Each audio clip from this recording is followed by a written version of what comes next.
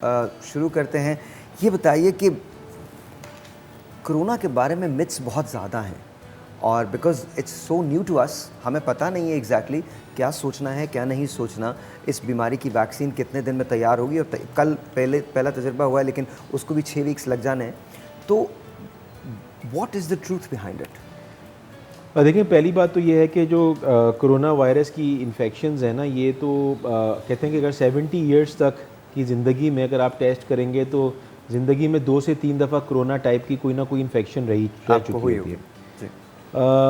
Corona का सबसे पहले जो स्केयर फैला ये था in 2003 which was SARS, severe acute respiratory syndrome. फिर ये 2013 में फैला मर्स के नाम से, मिडिल ईस्टर्न रिस्पिरेटरी सिंड्रोम, और उसके बाद अभी 2019 में और जिससे कई अमवात हुई थी। जी, मर्स में बल्कि ज़्यादा हुई थी। 35% लोग जो है ना, 30 से 35% लोगों का इंतकाल हुआ था जिनको इन्फेक्शन हुई थी। ठीक है। सार्स में अराउंड 10%। इस वक्त जो कोरोना की स्टेज है वो 2 to 6% के बीच में अलग अलग कंट्रीज़ में वेरी कर रही है। तो कोरोना बेसिकली पुरानी इन्फेक्शन है, लेकिन इसका ये वेरिएशन जो वेरिएंट आया है ये ज़रूर नया है, जिसको कोविड-19 का नाम दे रहे हैं। और अब होता क्या है कि एक होता है, लोगों को थोड़ा सा कंफ्यूज है कि तीनों चीज़ों में मसला फ़र्क क्या है। एक तो है जो है कोल्ड, वो है नज़ला ज़ुकाम। दूसरी चीज़ है फ्लू, जिसमें खांसी भी होती है, नज़ला ज़ुकाम के साथ बॉडी एक्स और साथ साथ फीवर हो जाता है। और है फिर तीसरी है कोरोना, जिसके अंदर ड्राई कॉफ होती है ज़्यादा, और उसके अंदर जो है वो फीवर भी होता है, और अगर ज़्यादा कंडीशन ख़राब हो तो शॉर्टनेस ऑफ ब्रेथ होने लगती है। अब बहुत सारे लोग इसलिए भी परेशान हैं कि ये जिनके अंदर नॉर्मल कोल्ड हो रहा है वो भी बहुत परेशान हो रहे हैं, जिनको फ्लू हो रहा है वो भी बहुत परेशान हो रहे हैं, और हॉस्पिटल्स के अंदर जो है वो रश लगा हुआ है। तो इतना भी हर कंडीशन इज़ नॉट कोरोना, और कोरोना की परसेंटेज अभी पाकिस्तान में बहुत ही कम है और हार्डली कोई डेथ हुई है पाकिस्तान के अंदर। सो ये कुछ चीज़ें हैं कि जो मैं चाहता था कि गुजारिश कर दूँ। ऑलराइट। डॉक्टर साहब, आप बताइए कोरोना के सिलसिले में आवाम को जानने की क्या ज़रूरत है, बिकॉज पैनिक चारों तरफ है।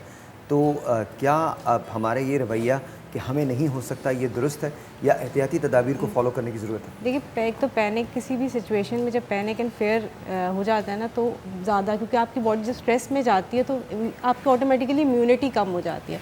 और इसमें अगर आप देखें तो हर जगह ये कह रहे हैं कि जिनकी इम्यूनिटी ज़्यादा अच्छी है उनको बहुत माइल्ड किस्म के सिम्टम्स हो रहे हैं, या उनकी जो है वो इम्यूनिटी ज़्यादा अच्छी है तो उनको हो नहीं रहा। जिनकी इम्यूनिटी कम है उनको जो है वो सिवियरिटी ज़्यादा हो जाती है।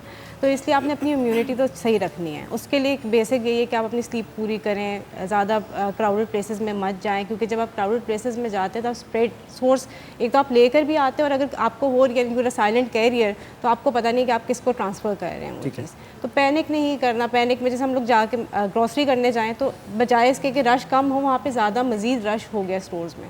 अच्छा, मैंने एक बात बड़ी अच्छी देखी थी, स्पेन में थी या जर्मनी में थी, किसी एक जगह थी कि लोग जो थे वो 3-3 फीट के फासले पे खड़े हुए थे लाइंस के साथ ना, और शॉपिंग कर रहे थे, और वो स्पेसिंग जो थी वो पैदा की गई थी। बड़ी बेसिक सी बात है, लेकिन शायद हमको भी उसको फॉलो करना चाहिए।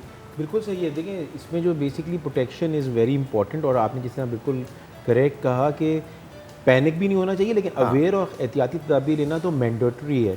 तो basically social distancing is very very important, कि आपके पास जो ड्रॉपलेट्स, क्योंकि ये फैलता जो है ना वो होता है या तो ये एयर ड्रॉपलेट्स के थ्रू फैलता है, कि किसी ने खांस दिया किसी के ऊपर, तो ये हवा के जरिए नहीं फैलता, मतलब ये हवा के थ्रू नहीं फैलता। ड्रॉपलेट इन्फेक्शन है तो ये स्प्रेड इसका फौरन हो जाता है, जो एक्सपोजर होते हैं उनको इनसे हो लेकिन जाता ये है। एयरबोर्न नहीं है। हाँ, मतलब ये ऐसे अगर कोई आपके किसी के मुंह पे खांस दे तो वो तो एक अलग बात है, वरना ये सेटल डाउन ऑन सर्फेसेस होता है, और सर्फेसेस पे सेटल डाउन होके हाथों के थ्रू जो है ना, ये फिर अगर मुंह के थ्रू, नाक के थ्रू या आंखों के थ्रू जाता है। और जब आप किसी से आई थिंक हैंडशेक करते हैं या गले मिलते हैं, कोई को पैट करते हैं, तो अच्छा तो आप हाथ लगाते हैं या आंखों पे हाथ लगाते हैं तो उसके जरिए फैल सकता है। अच्छा, हार्ड सर्फेसेस जो हैं वहाँ ये बड़े देर तक जिंदा रहता है, तो प्लीज मेक श्योर। हाँ, प्लीज प्लास्टिक की जो चीज़